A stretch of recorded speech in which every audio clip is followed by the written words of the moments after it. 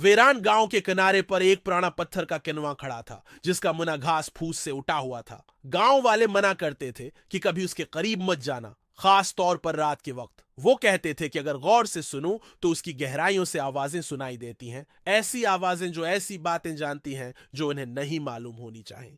रिया को भूत कहानियों पर यकीन नहीं था, इसलिए जब उसके छोटे भाई उर्जन ने दावी किया कि कनवे ने उसका नाम पुकारा था तो वो हंस पड़ी। लेकिन फिर उसके डरावने ख्वाब शुरू हो गए। हर रात वो चीखता हुआ उठता, पानी वाली औरत के बारे में बताता। एक चांदनी रात रिया कन्वे के पास गई, फैसला कर चुकी थी कि यह सिर्फ एक पुरानी कहानी है। उसने कन्वे के गिरे हुए किनारे पर झुक कर देखा और जम कर रह गई। रिया! सरगोशी धीरे से फूटी। सिर्फ एक आवाज नहीं, दर्जनों एक दूसरे पर चढ़ती हुई भौंकी।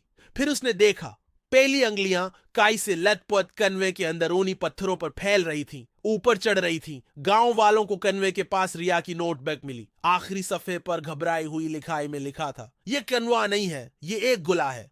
वैरान गांव के किनारे पर एक पुराना पत्थर का कनवा खड़ा था, जिसका मुना घास फूस से उठा हुआ था। गांव वाले मना करते थे कि कभी उसके करीब मत जाना, खास तौर पर रात के वक्त। वो कहते थे कि अगर गौर से सुनो तो उसकी गहराइयों से आवाजें सुनाई देती हैं, ऐसी आवाजें जो ऐसी बातें जानती हैं जो उन्हें नहीं मालूम होनी चाहिए। रिया को भूत कहानियों पर यकीन नहीं था, इसलिए जब उसके छोटे भाई अर्जुन ने दावी किया कि कन्वे ने उसका नाम पुकारा था तो वो हंस पड़ी। लेकिन फिर उसके डरावने ख्वाब शुरू हो गए।